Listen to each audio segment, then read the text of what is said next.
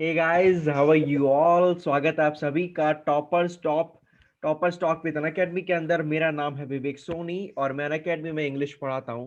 आज जो शख्सियत हमारे सामने मौजूद है ये है पवन शर्मा जी। इन्होंने राजस्थान के अंदर जो टीचर का एग्जाम हुआ था संस्कृत के लिए, उसके अंदर 231st रैंक हासिल की है और बहुत ही शानदार व्यक्तित्व के धनी हैं और बहुत ही बड़े विद्वान है संस्कृत लैंग्वेज के। एक इंटरव्यू हम ऑलरेडी ले चुके हैं जिसमें हमने इनसे जाना कि ये कहाँ से बिलोंग करते हैं, कैसी पारिवारिक पृष्ठभूमि रही है, कैसा संघर्ष इन्होंने किया, पिता के गुजरने के बाद कैसा जीवन रहा इनका, कैसे कैसे मेहनत करनी पड़ी और किस प्रकार इन्होंने अपना मुकाम हासिल किया।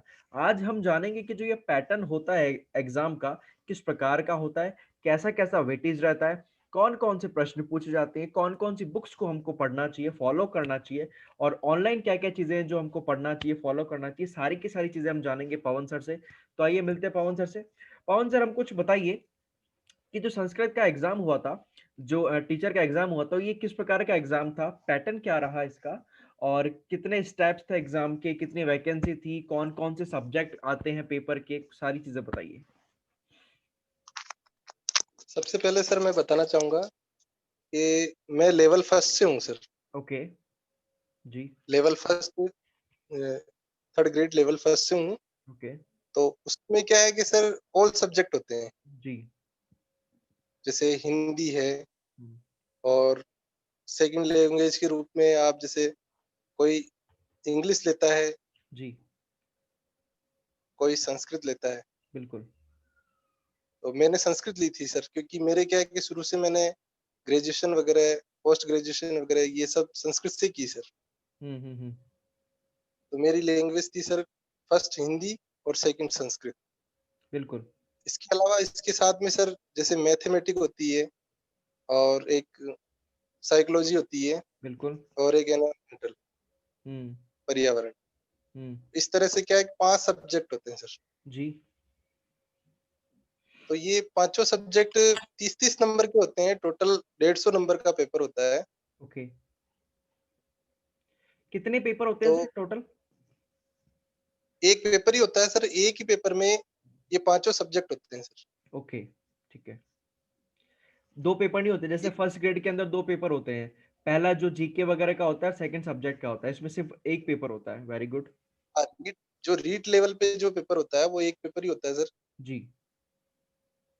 और फर्स्ट लेवल में सर वेटेज वगैरह का कुछ नहीं होता है, क्योंकि ये रीट बेस पे होता है सर। फर्स्ट लेवल केवल okay. Only REET base. Okay. REET में अगर जिसके अच्छे नंबर हो हाँ। वो अच्छा कर लेता है, फिर हो हम्म। जाता है उसका अच्छे ओके नंबर हो। ओके। ओके, बिल्कुल तो बिल्कुल। इस तरह से क्या है कि इसमें अगर टोटल 120 प्लस हो हम्म। तो फिर आपका पक्का चांस है कि भी आप सेलेक्ट हो जाओ। ओके। ओवरऑल और जो तैयारी मार्किंग रहती है वो कितने में से रहती है सर? 150 सर। 150 में से रहती है। तो 150 में से हाँ, 120 लाना तो बहुत बड़ी बात हो जाती है एग्जाम्स के हिसाब से, बिकॉज थोड़ा लेवल आता है इस वजह से। क्योंकि सर ये क्या है कि इसमें माइनस मार्किंग तो है नहीं सर। जी। तो फिर इस पे क्या है कि सब्जेक्ट पे कमांड रखनी पड़ती है। जैसे अपने, जैसे मेरा संस्कृत है सर। बिल्कुल सही बात। तो संस्कृत है तो संस्कृत में जैसे 30 क्वेश्चन आते हैं। जी। तो 30, उसके साथ में हिंदी, बिल्कुल। वो भी 30 हम्म। नंबर की। जी जी जी। तो जिसके अगर संस्कृत अगर सही सब्जेक्ट, अगर सब्जेक्ट अगर संस्कृत है, वो हाँ। हिंदी पे सर अच्छे से कर लेता है, हिंदी का पेपर हाँ भी। बिल्कुल बिल्कुल। दोनों जो लैंग्वेजेस होती है एक जैसी होती है तो कोई प्रॉब्लम नहीं आती ज्यादा। बिल्कुल सही बात है, आई तो अंडरस्टैंड। उसमें क्या है कि संस्कृत और हिंदी मेरे अच्छी थी सर। जी। तो उसमें मैंने लीड बना के रखी। हम्म। फिर बाकी के सब्जेक्ट है तो उसमें उसमें भी थोड़ा अच्छा करने का, अच्छे करने का कोशिश की, अच्छे करने की। जी। बस ये साइकोलॉजी थोड़ा सब्जेक्ट मेरे उसमें थोड़ी कमी रही सर उसमें। ओके। बाकी लगभग लगभग लेवल बराबर थे सर। हम्म। और हिंदी संस्कृत सबसे टॉप पे हिंदी संस्कृत थी सर। Okay okay okay. जो आपका इस मजबूत पक्ष है, जो आपका सब्जेक्ट है वो आपने अच्छा रखा। दूसरों में थोड़ा बहुत अगर कमजोर है भी तो भी चल जाता है, लेकिन जो आपका मेन सब्जेक्ट है वो हमेशा अच्छा होना चाहिए क्योंकि वही आपको मार्क्स दिलाता है। बिल्कुल सही बात कही सर आपने। जी, वो आपको लीड लेके चलती है। वो वही सब्जेक्ट आपको लीड में रखता है, आगे रखता है। बिल्कुल सही बात है। सर और कुछ बताइए जी, कि जो प्रत्येक सब्जेक्ट है, इसके लिए आपने कोई कोचिंग वगैरह की थी? जैसे कि आप बता रहे हैं कि सेल्फ स्टडी की है आपने, फिर भी कहीं से कोई मदद ली हो, कोई नोट्स वगैरह आपने लिए हो या किसी का मार्गदर्शन लिया हो, कुछ आपने किया हो? अगर आपने सेल्फ स्टडी करी है तो कौन-कौन सी बुक्स है जो इसके अंदर कारगर होती है और हेल्प मिलती है अच्छी? जैसे सर हिंदी की जो हिंदी सब्जेक्ट है, जी, उसके लिए सर इसमें हमारे जो शिक्षण विधियाँ थी, जी, शिक्षण विधियाँ तो सर किसी भी बुक से आपके जो भी आपको अवेलेबल हो बुक या जो भी कोई गाइड वगैरह हो, लक्ष्य हो, राय हो, किसी में से भी पढ़ोगे आपके सेम कोई दिक्कत नहीं आएगी उसमें, बिल्कुल, उसमें कोई अलग से कुछ नहीं आएगा, बिल्कुल सही वो बात है। सेम ही आएगा। हुँ, हुँ, हुँ। बस यही है कि जो आपके जो ग्रामर के जो टॉपिक होते हैं, हुँ, हुँ। उनमें आपसे जो क्वेश्चन किए जाते हैं, वो कहीं से भी किए जा सकते हैं। बिल्कुल सही बात। उनके लिए मैंने हर एक प्रकार की जो भी गाइड वगैरह है या ऑथेंटिक बुक वगैरह है, जी। उनका सहारा लिया हुँ, हुँ, हुँ। और टॉपिक टू टॉपिक ओके। जैसे अगर एक टॉपिक अगर क्लियर हो जाता है, तो हुँ, फिर अगला लेना है। बिल्कुल। इस तरह से मैंने किया और जो जैसे कोई भी एक टॉपिक लेके इस टॉपिक में अपने को ये समझ में नहीं आ रहा है, हुँ, हुँ, हुँ। तो कोई और गाइड या और बुक लेके देखी उसमें, अगर वो हुँ। टॉपिक उसमें समझ में आ रहा है तो उससे पढ़ा। हुँ, हुँ, हुँ। तो सरल बिल्कुल। सरल चीज़ है, उसको कलेक्ट करता रहा और उसके नोट्स बनाता रहा हुँ। और नोट्स बना के फिर अपने पर्सनल नोट्स तैयार किए जी, और कोई भी टॉपिक है जो समझ में नहीं आ रहा होता तो उसको अ, जैसे अलग अपना एक टाइम टेबल तैयार किया बिल्कुल। कि मेरे को हर सब्जेक्ट को 2 घंटे देने हैं। हुँ, हुँ, हुँ। इस तरह से टाइम टेबल तैयार करके हुँ, और टॉपिक टॉपिक उसको क्लियर करता गया और बिल्कुल। आगे बढ़ता गया। जो टॉपिक लास्ट में ये रहा कि भी जो टॉपिक मेरे को नहीं आ रहा है, हुँ, उसको पढ़ता रहा और हुँ, जो टॉपिक मेरे को आ रहे हैं, हुँ। उनको भी पढ़ा, लेकिन उनको समय कम पड़ा। कम दिया। जी। जिसको जो टॉपिक मेरे को नहीं आ रहा है, हुँ। उनको समय ज़्यादा दिया। बिल्कुल, बिल्कुल, इस बिल्कुल। सर इस एक तरह से एक चीज़ पूछना चाहूँगा बस, एक मेरे दिल में बहुत अच्छा सवाल आ रहा है। नोट्स जो बनाते हैं आपने जो ज़िक्र किया है, क्या तरीका होता है नोट्स बनाने का? सिर्फ़ किताब से कॉपी में उतार लेना ये तो नोट्स नहीं होते हैं, ये तो सिर्फ़ कॉपी कही जाएगी। तो नोट्स बनाने का एग्ज़ैक्ट तरीका क्या होता है हमारे विद्यार्थियों को बताइए आप? एग्ज़ैक्ट तरीका ये है सर नोट्स बनाने का, जैसे अपने को कोई टॉपिक है, कोई भी एक टॉपिक ले लो, जैसे संधि ले लो, बिल्कुल सही बात है। हिंदी या संस्कृत से कोई भी एक संधि एक टॉपिक है। जी, जैसे अपने संधि में बहुत सारे उदाहरण होते हैं सर। बिल्कुल सही बात है। तो अपने को जो उदाहरण आते हैं वो अपन उसमें नोट नहीं करेंगे। जी, जो अपने को नोट वो चीज़ करनी है जो अपने को नहीं आता है। बिल्कुल। तो इस तरह से जो चीज़ अपने को नहीं आ रही है, जो टॉपिक अपने को नहीं आ रहा है, जो हुँ, टॉपिक के अंदर जो उदाहरण वगैरह अपने को नहीं आ रहे हैं, उनको हुँ, फिर मैं अपने नोट करके नोट जो उनके नोट्स बनाता था। ओके।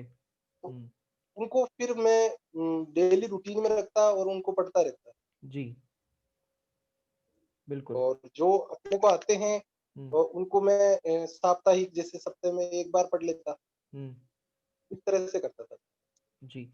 एक चीज़ मैं आपसे नोट्स पूछना चाहूँगा सर, जैसे आपने बताया कि आपने नोट्स किस प्रकार बनाए, जो चीज़ आती है उसको मत पढ़ो बार-बार, जो चीज़ नहीं आती है उस पे ज़ोर दो, है ना? क्योंकि वही आपका सिलेक्शन दिलवाएगी, बिल्कुल सही बात है। अभी के जो वर्तमान में विद्यार्थी हैं यूट्यूब के ऊपर लगे रहते हैं कि ये टीचर पढ़ा रहा है, वो पढ़ा रहा है, यहाँ से हम पढ़ेंगे, ये चैनल अच्छा है, वो चैनल अच्छा है। क्या आपने भी यूट्यूब का सहारा लिया था, प्रैक्टिस करने के लिए या कोई चीज़ देखने के लिए? जी सर, मैंने भी लिया था और यूट्यूब का सहारा लेना भी चाहिए। जी, जैसे कोई टॉपिक अपने को नहीं आ रहा सर, बिल्कुल। मैथ या और सब्जेक्ट जैसे साइकोलॉजी वगैरह है बिल्कुल। या मैथ। मैथ हुँ, में क्या है कि समझने का थोड़ा रहता है। बिल्कुल। तो अगर कोई टॉपिक नहीं आ रहा है तो वो उसमें सर्च करके यूट्यूब से कि भी ये हमारे को पढ़ना है तो वो सर्च करके उसमें देख लेते थे कि ये किस प्रकार से उसमें भी अलग-अलग टाइप के होते थे। जी। जैसे टाइप्स अलग-अलग होते हैं। हुँ, तो उस टॉपिक को पढ़ के हुँ, उसको क्लियर करके फिर उसके जितने भी क्वेश्चन होते थे उसको बार-बार सॉल्व करते थे बिल्कुल, बिल्कुल। और उससे क्लियर हो जाता था। बिल्कुल। मैं आपकी बात से शत प्रतिशत सहमत हूँ, क्योंकि मैंने भी जो तैयारियाँ की है वो इसी प्रकार से की है। एक्चुअली होता क्या है, विद्यार्थियों को मैं बताना चाहूँगा कि एक्चुअली होता क्या है कि जब आप किसी टॉपिक को पढ़ते हैं ना, तो उसको इतनी गहराई से पढ़ लीजिए कि चाहे एग्ज़ामिनर कहीं से भी क्वेश्चन बनाए, आपका वो क्वेश्चन जाए ना। और इसको पढ़ने का एक ही तरीका है, आप पहले अपनी नींव मजबूत कीजिए। नींव मजबूत हो गई, उसके ऊपर जितने क्वेश्चन हो सकते हैं, आप यूट्यूब का सहारा लीजिए, कौन मना कर रहा है आपको? है ना? आप यूट्यूब का सहारा लीजिए, लेकिन क्वेश्चन करने में लीजिए। आप कॉन्सेप्ट वहाँ से पढ़ेंगे तो हो सकता है कि कोई टीचर गलत पढ़ा दे, या फिर 2-3 टीचर से पढ़ रहे हैं तो उसमें क्या एक प्रॉब्लम क्रिएट हो सकती है। तो आप वहाँ से क्वेश्चंस कीजिए, एमसीक्यूज़ कीजिए। वो सबसे अच्छी अप्रोच होती है और बेटर अप्रोच होती है। बिल्कुल सही बात है। जी। पवन सर, मैं आपसे पूछना चाहूँगा कि एक जो नज़ारा होता है जब रिज़ल्ट आता है, तो वो रिज़ल्ट आने का जो मोमेंट था, वो पल था, वो कैसा था आपके लिए? सबसे पहले आपने किसको जाके बताया? और गाँव में, मोहल्ले में क्या प्रतिक्रिया थी सब लोगों की? सबसे पहले देखो सर, मैंने ये सर रिजल्ट आया था नाइट के अंदर। जी, तो सबसे पहले सर मैंने मेरी मम्मी को बताया। बिल्कुल। और रिजल्ट की खुशी सर इतनी होती है कि सर आप पूछो मत। बिल्कुल, बिल्कुल, बिल्कुल। और ये देखो रुला देने वाला पल था सर, बिल्कुल सही बात है। क्योंकि एक उस परिवार से उठा हुआ, और ये समझो कि आप सर, मैं बता नहीं पाऊँगा सर, ऐसा मैं मोमेंट समझ था पा रहा मेरे हूँ, लिए। क्योंकि सारा जीवन का संघर्ष जब आप किसी चीज़ में लगा देते हैं, सारे जीवन की मेहनत, सारा मतलब धैर्य, कितना धैर्य से आपको काम करना पड़ता है, कितना धैर्य रखना पड़ता है, कितनी बार आप जुड़ते हो, कितनी बार टूटते हो, कितने संघर्ष भरा जीवन होता है और जब उसका फल मिलता है, वो सच में आँखों में आँसू ला देने वाला होता है। हमारे ही नहीं, बल्कि उन सभी लोगों के जो हमको चाहते हैं, हमारे नियरेस्ट वन, डियरेस्ट वन्स के, हमारे माता-पिता की आँखों में आँसू आ जाते हैं। हमारे भाई-बहन जो हमसे इतना प्यार करते हैं, उनकी आँखों में आँसू आ जाते हैं। क्योंकि वो लोग भी हमारी तरक्की चाहते हैं। वो लोग भी नहीं चाहते कि हम इतना संघर्ष करें। वो लोग भी चाहते हैं कि हम खुशी से रहें। तो मैं समझ सकता हूँ उस बात को, आपके जज़्बातों को समझ पा रहा हूँ मैं, बिल्कुल। एक आखिरी चीज़, आखिरी शब्द कुछ कहना चाहें आप हमारे विद्यार्थियों को या और कुछ बताना चाहें अपने बारे में? बताइए कुछ। उस रात क्या हुआ सर, हमारे को, मेरी माता को और मेरे को, दोनों को नींद नहीं आई सर। वो जब रिजल्ट आया ना, तो हाँ, इतनी खुशी थी सर कि हम सो नहीं पाए। पूरी रात बातें करते रहे, ये कैसे रहा, क्या रहा, कैसा रहा, किस तरह से एग्ज़ाम दिया, कैसे तैयारी की, वो सारी बातें वापस रिपीट होने लग गई। बिल्कुल कि होता है सर। इतनी मेहनत करने के बाद आज इस मुकाम पर पहुँचे हैं। जी, ये सबसे बढ़िया रहा कि इस मुकाम पे पहुँचते हुए आज जो गरीबी है से उठकर आज थोड़ा सहारा मिला, तो वो अच्छा लगा सर थोड़ा। और अच्छा इतना लगा कि वो पूरी रात नहीं सो पाए। I can understand sir. समझ सकता हूँ मैं इस फीलिंग को और कि कैसी फीलिंग होती है। मैं सभी जो भी तैयारी करने वाले विद्यार्थी हैं जी, और अभ्यर्थी हैं, मैं उनको यही कहना चाहूँगा कि आप अपने परिवार, हुँ, अपने माता-पिता, जी, ये मत सोचो कि अपने आपके माता-पिता क्या कह रहे हैं उसको अपने को करना है। जी, ये सोचो कि आपको क्या करना है। बिल्कुल। आप अपने लिए कर रहे हो, अपने माता-पिता के लिए नहीं कर रहे हो, ये समझो बिल्कुल, आप बिल्कुल, हमेशा। बिल्कुल, बिल्कुल, अपने को ये सोच के नहीं चलना है कि अपने माता-पिता कह रहे हैं तो वो उनके लिए नहीं कह रहे हैं, वो आपके लिए कह रहे हैं। वो उनके लिए तो किसी के माता-पिता टीचर भी होंगे, या किसी के माता-पिता अगर मज़दूर भी होंगे तो मज़दूरी उनके लिए, खुद के लिए कर रहे हैं वो। बिल्कुल सही बात है। आपको वो आपको इसलिए कह रहे हैं कि आपको कुछ करना है।